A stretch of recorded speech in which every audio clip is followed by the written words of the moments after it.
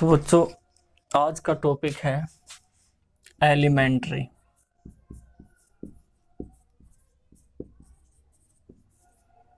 Reaction. ये जो elementary reaction है ये मोलिकुलरिटी ऑफ रिएक्शन का ही पार्ट है बच्चों। उसी के उसमें आपको बताया जा रहा एलिमेंट्री रिएक्शन क्या होती है, जो केवल एक स्टेप में कंप्लीट हो जा। ठीक है बच्चों, जो सिर्फ और सिर्फ ओनली क्या लेगी, वन स्टेप लेगी कंप्लीट होने के लिए, उसे एलिमेंट्री या सिंपल रिएक्शन या इक्वेशन कहा जा। ठीक है, लिखना चाहता हो कोई स्टूडेंट लिख लो, the reactions taking place in one step और कॉल्ड एलिमेंट्री रिएक्शंस। यानी जो रिएक्शन, जैसे एग्जांपल के तौर पे हम आपको बताएं, जैसे H2 + I2 है, 2HI बन रहा, तो एक ही स्टेप में कंप्लीट हो रही। ठीक, इस तरह की ये आप देखोगे मोलिकुलरिटी नहीं 1 हो सके, 2 हो सके या 3 हो सके, 3 से ज्यादा नहीं हो सकती। तो जो रिएक्शन सिर्फ एक स्टेप में कंप्लीट होती हो, ओनली वन स्टेप में, स्टेप कितने होंगे सिर्फ इसमें 1, ओनली 1 स्टेप। ठीक है बच्चों, तो वो क्या कहलाओगी, एलिमेंट्री रिएक्शन कहलाएगी। क्या कहलाएगी बच्चों, एलिमेंट्री रिएक्शन। अब नेक्स्ट है कॉम्प्लेक्स रिएक्शन। कॉम्प्लेक्स, जाहिर सी बात है कॉम्प्लेक्स यानी जटिल रिएक्शन है, तो यह क्या होगी, मोर देन 1 स्टेप में कंप्लीट होगी। यानी 2 और मोर देन 2 स्टेप में जो कंप्लीट होती हैं रिएक्शंस, वे क्या कहलाओगी बच्चों, कॉम्प्लेक्स रिएक्शन। तो फिर से सभी बच्चे ध्यान दे कि कॉम्प्लेक्स रिएक्शन क्या होती है। कॉम्प्लेक्स रिएक्शन क्या होगी बच्चों, मैं फिर से कह रहा, जो एक से अधिक स्टेप में कंप्लीट होगी। तो the reaction which do not take place in one step are called complex reaction. यानी एक स्टेप से ज्यादा में जो कंप्लीट होगी वो कॉम्प्लेक्स रिएक्शन कहलाएगी। जैसे हम अभी आपको एग्जांपल देके बताएंगे किस तरीके से होती है। ठीक है, पूरा कंप्लीट बताया जाएगा इनके बारे में। उससे पहले आप देख लो, मोस्ट इंपोर्टेंट टॉपिक है जो एग्जाम में आता है, molecularity of reaction. Most important है आपके इसमें सिलेबस में। केमिकल काइनेटिक्स में कोलिजन थ्योरी है, लेकिन अब की बार कोरोना की वजह से जो रिड्यूस हुआ सिलेबस, उसमें कोलिजन थ्योरी आपकी हटा दी। ठीक है, यानी रिड्यूस कर दी गई। कोलिजन क्या होता है, हमने आपको पहले भी बताया था कि जब मॉलिक्यूल्स आपस में इफेक्टिव कोलिजन करते हैं, जैसे ए बी के साथ इफेक्टिव कोलिजन कर रहा है, इस तरीके से आमने सामने की जो टक्कर होगी या प्रॉपर ओरिएंटेशन होना चाहिए उसका, यानी साइड में इधर उधर हो, तो जो इफेक्टिव कोलिजन होता है और उसके द्वारा प्रोडक्ट फॉर्मेशन होता है इफेक्टिव कोलिजन के द्वारा। ठीक है, जैसे हमने अभी अभी आपको बताया था, प्रॉपर ओरिएंटेशन होना चाहिए। सबसे पहले तो क्या होना चाहिए, प्रॉपर यानी आमने सामने, फिर इफेक्टिव कोलिजन। इफेक्टिव कोलिजन एक के द्वारा ही, जैसे हम दिखावे ए बी से टकरा रहा, तो क्या है, ठीक है, ये एनर्जी रिलीज होती है इस तरीके से। तो ये क्या है, इफेक्टिव कोलिजन। और इफेक्टिव कोलिजन के जरिए क्या बन गया, देखो प्रोडक्ट बन गया। तो ये जो प्रोडक्ट फॉर्मेशन हो रहा इफेक्टिव कोलिजन के जरिए, और जितने इसमें मॉलिक्यूल पार्टिसिपेट कर रहे हैं या आयंस कर रहे हैं, उनके नंबर से मोलिकुलरिटी ऑफ रिएक्शन कहलाती है। ठीक है बच्चों, नोट कर लें सभी बच्चे। The number of atoms, ions और मॉलिक्यूल्स दैट मस्ट कोलाइड, जो हमने बताया अभी, दैट मस्ट कोलाइड, उनका इफेक्टिव कोलिजन होना चाहिए with one another simultaneously so as to result into a chemical reaction is called the molecularity of the reaction। ठीक है बच्चों, तो molecularity of reaction क्या होगी कि इफेक्टिव कोलिजन होना चाहिए एक रिएक्शन के कंप्लीट होने के लिए, यानी प्रोडक्ट फॉर्मेशन के लिए प्रॉपर ओरिएंटेशन और फिर इफेक्टिव कोलिजन। तो जो एटम्स है, आयंस है, मॉलिक्यूल है, आपस में जो टकराते हैं कहीं के लिए एक रिएक्शन के कंप्लीट होने के लिए, और जितने उसमें पार्टिसिपेट करेंगे वो मोलिकुलरिटी ऑफ रिएक्शन होगी। ठीक, अब यहां ध्यान देने वाली बात यह है कि जो मोलिकुलरिटी ऑफ रिएक्शन होगी, नोट करके लिख लियो, molecularity can be defined only for an elementary reaction. ये सिर्फ एलिमेंट्री रिएक्शन के लिए होगी। It has no meaning for the complex reaction. ये कॉम्प्लेक्स रिएक्शन के लिए बिल्कुल नहीं होने की। मोलिकुलरिटी सिर्फ आप किसकी कैलकुलेट निकाल सकते हो या बता सकते हो? एलिमेंट्री रिएक्शन के लिए, सिंपल रिएक्शन के लिए, जो इस तरीके से होंगी। जैसे आप देखते हो कोई रिएक्शन है, ammonium nitrite N2 plus 2H2O, ठीक है।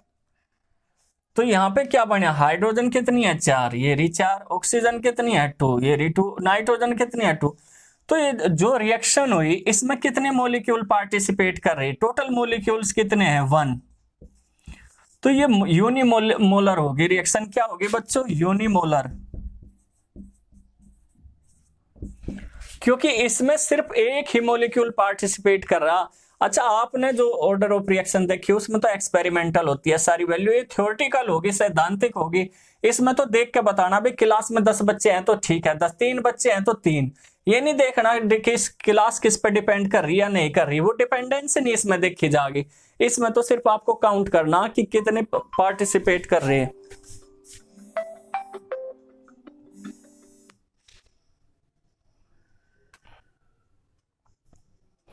अभी यहां देख ले सभी बच्चे, बीच में डिस्टर्ब हुआ फोन से।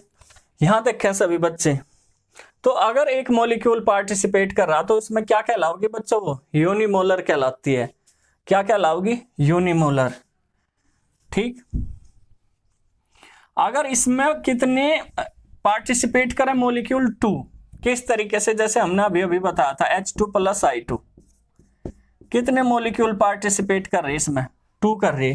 तो यह क्या होगी बच्चों? देखो कितने मॉलिक्यूल्स हैं इसमें, टोटल 2 हैं। तो यह क्या होगी? बाइमोलर, यानी इसकी मोलिकुलरिटी कितनी होगी बच्चों? 2। कितनी होगी मोलिकुलरिटी इसकी? 2 होगी। ये सभी बच्चे ध्यान दे, बाइमोलर कह सको या बाइमोलिकुलर भी कह सको आप, पूरा लिखना चाहो तो।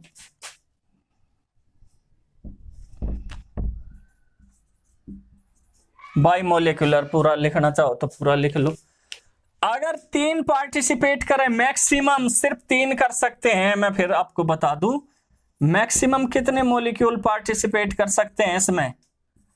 3 पार्टिसिपेट कर सकते हैं, मैक्सिमम 3। यानी 3 मॉलिक्यूल के बीच इफेक्टिव कोलिजन हो सकता है। इसका मतलब ये है कितने मॉलिक्यूल्स के बीच इफेक्टिव कोलिजन हो सकता है? ओनली 3, ठीक है बच्चों। तो ये क्या होगी? Try molecular.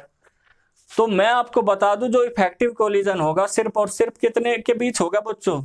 3 मॉलिक्यूल के बीच हो सकता है, यानी ट्राई मॉलिक्यूलर ही रिएक्शन हो सकती है, यानी मॉलिक्युलरिटी ऑफ रिएक्शन मैक्सिमम 3 हो सकती है। तो अब आपके दिमाग में जाएगा क्वेश्चन कि सर बहुत सारे मॉलिक्यूल भी पार्टिसिपेट करते हैं।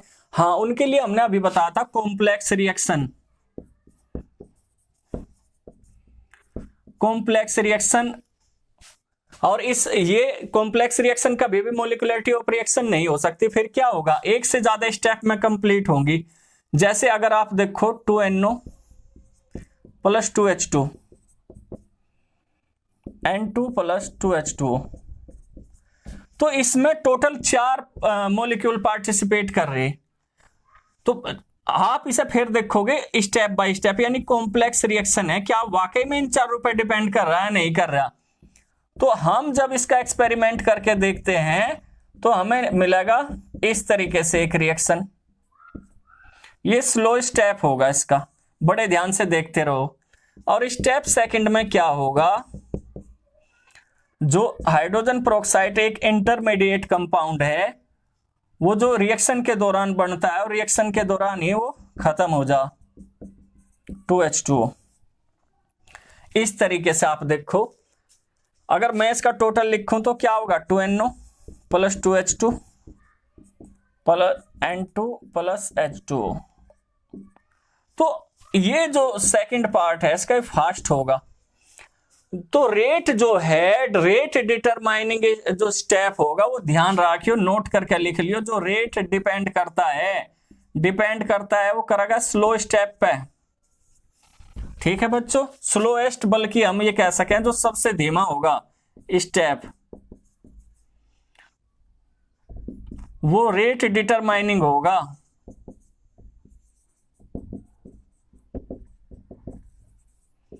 ठीक, जो स्लोएस्ट स्टेप होगा उस पे रेट डिपेंड करेगा। और इसकी मोलिकुलरिटी कितनी है? 3 है, देख लो है कि नहीं है।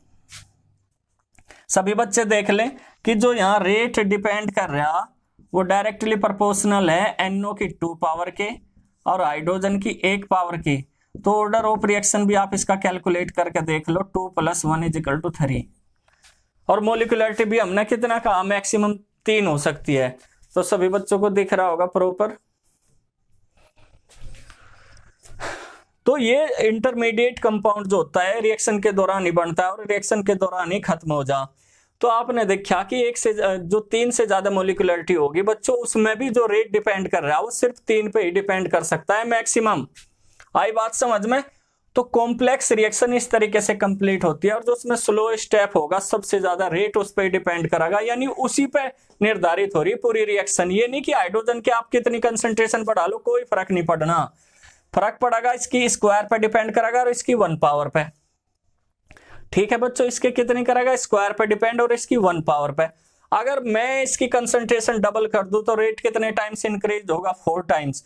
लेकिन ये सेकंड ऑर्डर है, ये फर्स्ट ऑर्डर। मैं इसका अगर कंसंट्रेशन डबल करूं तो रेट 2 टाइम्स इंक्रीज होगा, क्योंकि इसकी कंसंट्रेशन पे डायरेक्टली प्रोपोर्शनल है, इसके स्क्वायर के डायरेक्टली प्रोपोर्शनल है। ठीक है, सभी बच्चों को क्लियर हो गया होगा? नोट कर लें सभी बच्चे से, स्क्रीनशॉट ले लें।